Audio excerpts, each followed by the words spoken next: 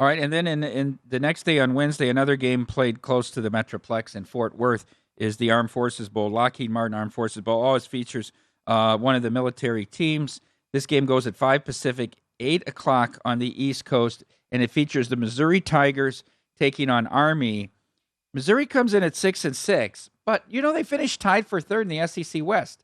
I mean, I know there's 3 or 4 teams that tied for third, but that's not a bad thing in the SEC West. I mean, they're playing in the strongest division in football. Army closed the year, of course, with a loss to Navy. Ends up 8-4. Losses to Liberty and Navy, or a win over Liberty and then the loss to Navy. Ends up 8-4.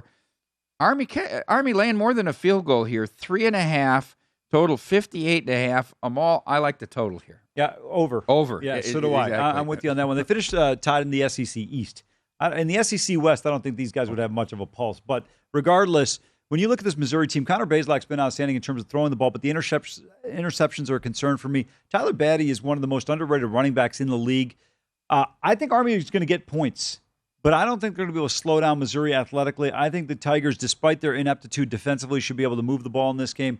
I lean towards Missouri plus the 3.5 here, Mike, but I would take a shot with the money line as well. But 3.5 in an Army game is critical because you could have a tie game situation late, and Army would choose to go for the 2 in the win. But I like the over with you here. I think Missouri's going to score some points, and I think Army will be able to move the ball on the ground as well. I think Army will be able to move the ball on the ground at will, and it won't be a lot of this 4th and 1 stuff. I think they're going to gash them on the ground. I agree with you in this sense. I was surprised this total. I expected it to be high 60s, not 58.5.